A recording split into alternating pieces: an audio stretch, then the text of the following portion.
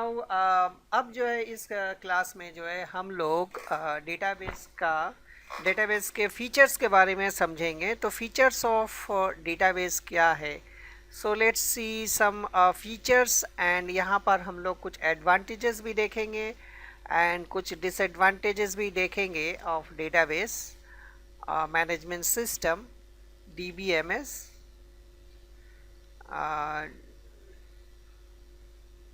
DBMS database management systems. सो features क्या है database management system का कि ये database management system enables entities and relationship among them to form tables and adhere to ACID principle। सो ये ACID principal का एक support करता है, यानी एसिड प्रिंसिपल एक प्रिंसिपल है, ओके, डेटाबेस का, जिसमें जिसमें जो एटोमिसिटी बोलते हैं, कंसिस्टेंसी, आइसोलेशंस एंड ड्यूरेबिलिटी। तो इसको हम लोग सेपरेट क्लास में डिस्कस करेंगे। अभी इतना जान लेते हैं कि A फॉर एटोमिसिटी आता है, ओके।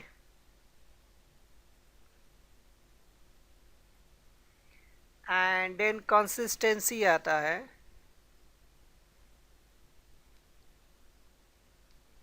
एंड आइसोलेशन आता है,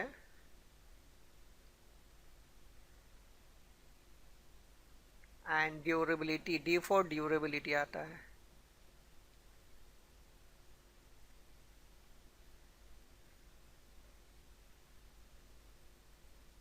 सो बेसिकली ये एसिड प्रॉपर्टीज जो है इसमें ये चार चीज़ें हैं, इसीलिए इसका नाम एसिड लिखा हुआ है। सो यहाँ पर एटोमिसिटी देखो, हम थोड़ा सा इसके बारे में बता ही देते हैं। एटोमिसिटी होगा कि मेरा ट्रांजैक्शन होगा या नहीं होगा, एक चीज़ कि अगर होगा तो वो डन हो जाएगा, नहीं होगा तो वो डन नहीं होगा। जैसे कि हम लोग अगर कोई ट्रांजैक्शन करते हैं, से फ़ोन पे से अगर हम लोग ट्रांजैक्शन किया एंड फ़ोन पे हमको जहाँ मनी भेजना है, ट्रांजैक्शन करना है, पेमेंट करना है, मेरे अकाउंट से पेमेंट निकल गया, लेकिन सामने वाला के अकाउंट में पेमेंट नहीं गया, ओके, नहीं गया, तो इन केस दैट मीन्स मेरा अकाउंट, तो ये पैसा कहाँ गया? तो ये देखोगे कि जब रेस करोगे उस चीज़ को फ़ोन पे में, तो वो बोलेगा कि 4 से 5 दिन में तुम्हारा पैसा जो वापस आ जाएगा। ये एक लॉग बनता है, ओके, उस लॉग में जाके रहता है, वहाँ से इसको अपडेट करके वो तुम्हारा पैसा जो तुम्हारे अकाउंट पे वापस चला जाएगा। तो यहाँ से अबाउट हो जाता है। और कमिट बोलते हैं, मतलब कमिट का मतलब हो गया कि मेरा ट्रांजेक्शन यहाँ से यहाँ हमने ट्रांसफ़र किया मनी, तो यहाँ पर आ गया, जब आ गया तो हमको यहाँ पर क्या करने पड़ेगा, कमिट करने पड़ेगा, okay. So if a transaction commit, changes made are visible, and if a transaction is not commit, then that is called the abort। so atomicity का मतलब ये होता है। उसके बाद कंसिस्टेंसी का मतलब होता है कि मेरा डेटा जो है बिफोर एंड आफ्टर मेंटेन करें। जैसे कि से सपोज के अगर हम कोई ट्रांजैक्शन करते हैं, तो मेरा जो पहला जो था वो बाद में भी उसी ढंग से वो डिपिक्ट करेगा। डैट मीन्स मेरा अगर एक जगह से ट्रांजैक्शन, एक जगह से अगर मनी आ रहा है, डैट मीन्स से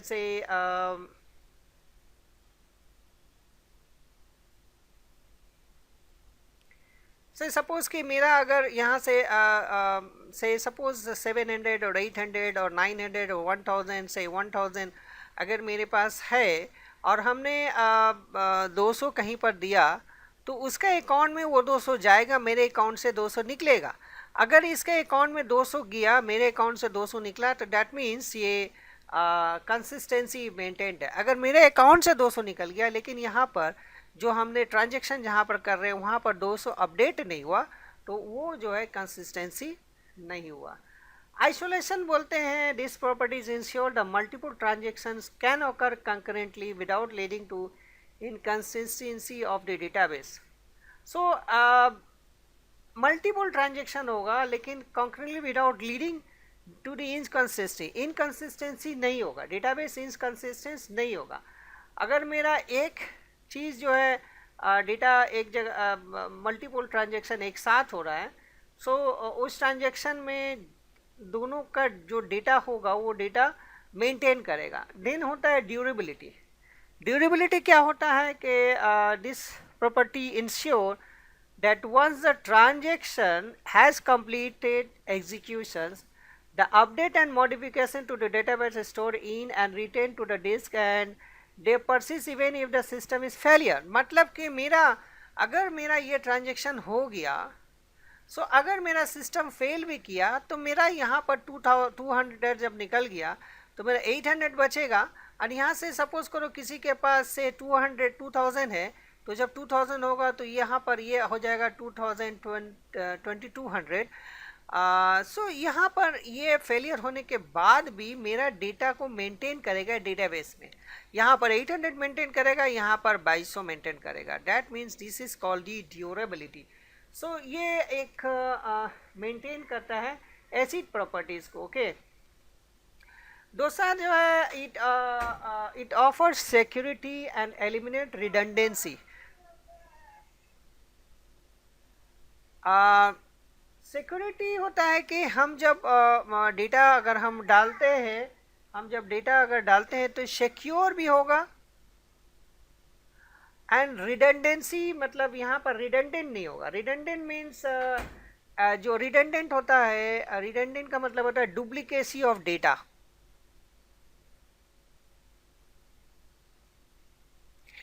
सो यहाँ पर डिफरेंट लेयर्स ऑफ सिक्योरिटी होता है। एंड रिडंडेंस ऑफ डेटा से सपोज करो कि रोल नंबर 1 से ABC नाम है, ना रोल नंबर 2 XYZ नाम है, रोल नंबर 1 अगेन नहीं आएगा। ओके, रोल नंबर अगेन 1 नहीं आएगा, बिकॉज रोल नंबर अगर 1 आ गया तो यहाँ पर ये प्रॉब्लम हो जाएगी। ओके, तो रिडंडेंट जो है डेटा यहाँ पर मेंटेन होता है, मतलब एलिमिनेट कर सकते हैं हम लोग यहाँ पर। सो यहाँ पर अगर रिडंडेंट डेटा अगर एलिमिनेट कर देते हैं एंड सो मेरा जो प्रॉब्लम बाद में आ सकता है वो नहीं होगा। तीसरा जो है multi user environment supported by DBMS enable simultaneous access to and data manipulation by several users. बहुत सारा यूजर्स जो है, डिफरेंट यूजर्स जो है एक डेटाबेस को मेंटेन करता है। लाइक से सपोज बैंक में अगर बैंक में एक बैंक है, एक बैंक का बहुत सारा ब्रांचेस है, ब्रांच 1, ब्रांच 2, ब्रांच 3, सो बहुत सारा ब्रांचेस है। डेटाबेस तो एक ही मेंटेन कर रहा है ना। सो यहाँ से भी जो डेटा एक्सेस हो रहा है वो इसी यहीं जा रहा है, यहाँ से यहीं से आ रहा है डेटा, यहाँ से आ रहा है, यहाँ से आ रहा है डेटा। सो ये मेंटेन जो है जो है ये डेटा को मेंटेन कर रहा है एंड मल्टी यूजर। तो इसमें कोई प्रॉब्लम नहीं होता है, इसमें कोई प्रॉब्लम नहीं होता। यहाँ पर हम लोगों ने जो एक कंसिस्टेंसी एंड आइसोलेशन, एक आइसोलेट कर देते हैं डेटा को। मतलब जब मेरा ट्रांजेक्शन होगा एक ट्रांजेक्शन, तो ट्रांजेक्शन को लॉक करता है। ये हम लोग बाद में इसको स्टडी करेंगे, बट इस क्लास में अभी स्टडी नहीं करेंगे क्योंकि ये थोड़ा सा एक लंबा विषय है। नाउ अब हम लोग आते हैं कि ये तो हो गया कि characteristics of DBMS। Now next आते हैं कि the advantages of DBMS।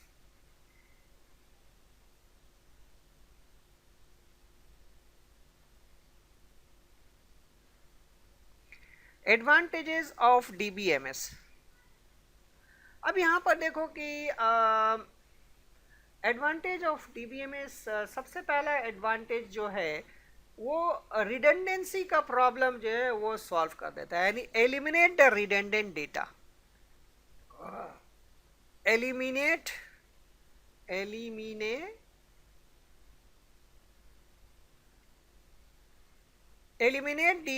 Redundant data, redundancy। Okay, redundancy, eliminate the redundancy. So ये एक रिडंडेंसी एक बहुत बड़ा प्रॉब्लम है। अगर मेरा डेटा अगर रिडंडेंट रहे तो इसमें बहुत सारा प्रॉब्लम्स आएगा। इसके हम लोग स्टडी करेंगे कि क्या क्या प्रॉब्लम आ सकता है, and that is called the anomalies. Okay, insertion anomalies, deletion anomalies and modification anomalies in the next class. So this is the first and foremost important or advantages of the data. अब यहाँ पर देखो कि data protection होता है, okay, data security होता है, okay. तो data protections and data security और जो भी हम लोग बोलते हैं इसको, बहुत प्रोटेक्टेड रहता है, यानी कोई भी अनऑथराइज पर्सन इस डेटा को एक्सेस नहीं कर सकता। डेटा इंटीग्रिटी होता है, it's safe guard the data integrity. Next advantage जो है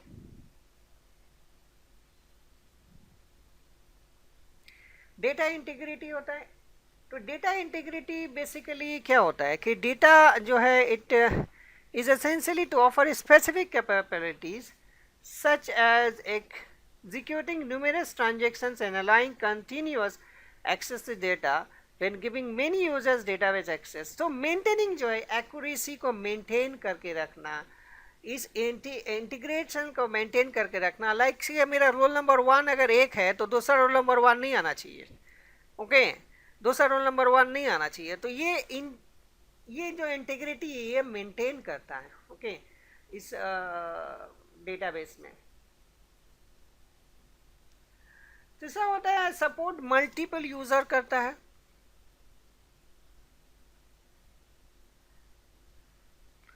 सपोर्ट मल्टीपल यूजर्स।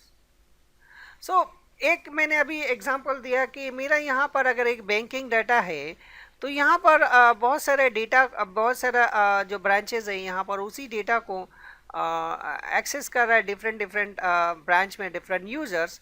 सो ये जो है मल्टीपल डेटा को सपोर्ट करता है। देन शेयर डेटा होता है, डेटा शेयर्ड होता है। Data can be shared between authorise users of the database in DBMS. All users have their own right to access the database. So यहाँ पर access the right, यानी जिसका right होगा, यानी जो एडमिन जो है जिसको राइट देगा वो एक्सेस कर सकता है, डेटा बेस को एक्सेस कर सकता है, ओके। एंड एंड अनदर है कि यहाँ पर रिकवरी एंड बैकअप भी होता है, ओके। रिकवरी होता है, डेटा अगर मेरा लॉस हो गया डेटा एंड तो उसको हम लोग रिकवर कर सकते हैं, बिकॉज डेटा का बैकअप हमेशा रहता है। सपोज कि मेरा सर्वर क्रैश कर गया या कुछ और प्रॉब्लम आ गया तो उसमें in that case we can recover the data from the backup data, okay. So ये जो डेटा जो है data is most precious resource, ये बहुत प्रेशियस रिसोर्स है। And if it is loss then your business will gone. But इस to safeguard के लिए क्या होता है कि बैकअप को रखते हैं डेटाबेस को, ओके। सो डेटाबेस का अगर हम बैकअप रखते हैं तो ये डेटाबेस वहाँ से हम रिकवर कर सकते हैं। नेक्स्ट आ जाता है हम लोग के डिसएडवांटेजेस क्या क्या है। डिसएडवांटेजेस भी है डेटाबेस में, नॉर्मली थोड़ा सा कॉम्प्लेक्स होता है। सो डिसएडवांटेज हम लोग अगर हम लोग बोलना चाहेंगे, से disadvantage of DBMS. So disadvantage में क्या है, थोड़ा ये कॉम्प्लेक्स होता है, कॉम्प्लेक्सिटी होता है, सॉफ्टवेयर कॉम्प्लेक्स होता है।